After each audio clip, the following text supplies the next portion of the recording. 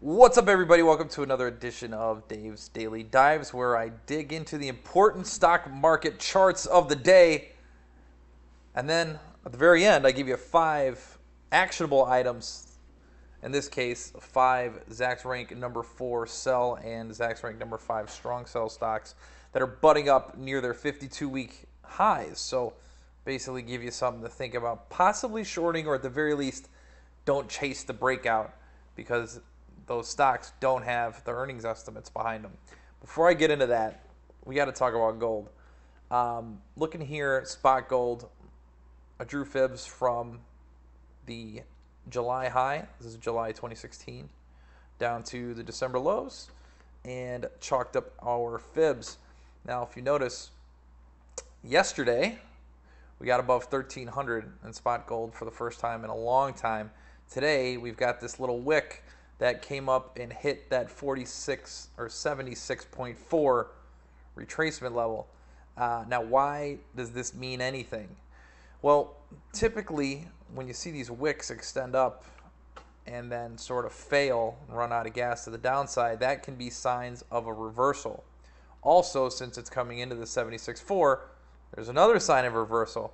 And I want to show you one more thing, not just with gold, but with dollar yen, because gold and dollar yen have a little bit of a relationship going on here, and it's an inverse relationship. So when you see dollar yen start to appreciate, typically that puts pressure on gold prices.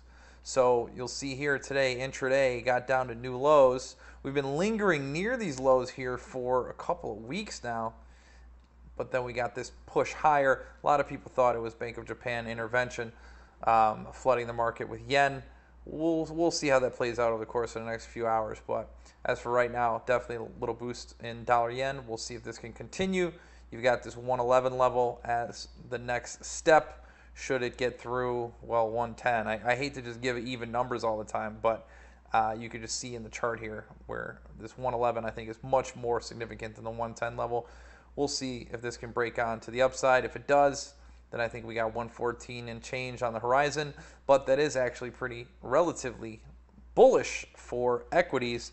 Speaking of equities, before I take a look at the S&P 500, one more quick little thing I want to check in on, and that's the SIBO volatility index, also known as the VIX. And just interesting behavior here recently. You had, I like to call this the World War III spike. We didn't have World War III. Then I like to call this Civil War 2.0 spike. We didn't have Civil War 2.0. And then now we've got North Korea shooting off missiles again, and that caused a big spike in the VIX. But they faded this immediately. Right off of the open today, they were selling volatility, and this came crashing down from over 14, settling at 1170. So really quick move. Typically it takes a couple of days for these to develop, and this just happened sort of intraday, but I don't think we're out of the woods yet. I think we're going to need to keep an eye on this. Now, looking at the S&P 500, broad market index here, we can see what's happened over the course of the last several trading days. I'm still working off this fib now, the July low to the August high. You can see the support here. But you can also see this downward trend channel that's developing. And despite the market's best efforts today, did not break that trend channel to the downside. So this implies that there could be further downside on the way if we can't get up and through this. Right now we're in this tight little range with the swing highs, sort of 24.55, still providing plenty of resistance to the upside. Also have the 50-day moving average at 24.50, just above the current price action today. So those are kind of the things that are weighing on the market. So if you're looking for a breakout, I want you to take a look at Clarus Corp. They're known for the Black Diamond brand of outdoor equipment and apparel and such. I'm going to zoom out a little bit here. And again, I don't want to pick on these guys too much, but these are Zacks rank number 4 sell and number 5 strong sell stocks. So what that means is that earnings estimates have been revised to the downside. So you got that downside revision while the stock is creeping higher. That's not the kind of divergence that you want to see. So Not trying to tell you that you know you should drop everything and short these immediately. Just have a little caution, keep an eye on them, see if these earnings can turn around for these companies. And maybe this was a blow off top over here, pushing on through to 740. You do see the commodity channel index a little bit overbought, but there has been some steady accumulation going by the shaken money flows, but just something to keep an eye on.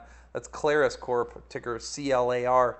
Then we have Sientra, and this is a medical aesthetics company. So, you know, if you're looking for cosmetic procedures, these guys provide the necessary hardware, all the bolt-ons that you need. These guys chopped around also after breaking 10 bucks. Looks like they ran into plenty of resistance at 11.50 once, twice, 3 times the lady. Still hasn't been able to get up and over that hump. You see the $10 range has provided plenty of support. I think if I was looking to get short on this, I would wait for a little bit of a break of $10 before I loaded the boat on that one. That's Sientra, ticker SIEN. Then we have Service Master Global. I've had these guys in home run in the past. They're no longer in there. Have had a nice little move here to the upside, but part of the reason why I sold them in Home Run Investor was because of the negative estimate revisions that were coming to the downside. And again, that's eventually going to weigh on this and pull the stock a little bit lower, I believe. But for right now, I guess investors are happy as the stock's broken up through 44 into 52-week highs at 45.64. You are starting to see a little bit of an overbought nature here on the commodity channel index. Should that cross down through the zero line, that, my friends, is a sell signal. Then I have Harris Corp, ticker HRS. Quick look at the chart here, and you can see this one has actually bounced off the 50-day on several occasions, had a little bit of a consolidation period, but has since then broken out to new highs. But again, the earnings estimate revisions aren't pushing in the positive direction for this, so you have to wonder how long is this run going to continue.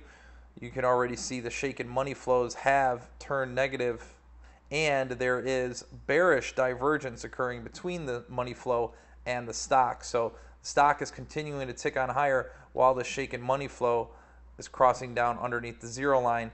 That can be a sign that there's been some institutional distribution of shares recently. So maybe something you want to sidestep as you're looking for breakouts. And the last one I'm going to give to you here is eHealth. They do online health insurance in the U.S. and China. I didn't even know you needed health insurance in China. I thought that was just kind of wrapped in the whole thing. But that's what their profile says here. Again, a huge spike higher, getting up through 19, all the way up under $25, but have since started to creep down a little bit. I think maybe that's an exhaustion of buying. These guys come back to reality around $19. Perhaps want to fade that move a little bit. Extreme overbought commodity channel index up at 266. So I think perhaps it's time for this one to come back down from the stratosphere. All right, folks, that's all I got for you here today with Dave's Daily Dive. I'm not going to have another one this week as I'm traveling back to Chicago and then taking a couple of well-deserved days off, if I do say so myself. You can check me out at Twitter at Bartosiastics, and as always, I run Momentum Trader as well as Home Run Investor. So thanks so much for hanging out with me here today. Have a great day.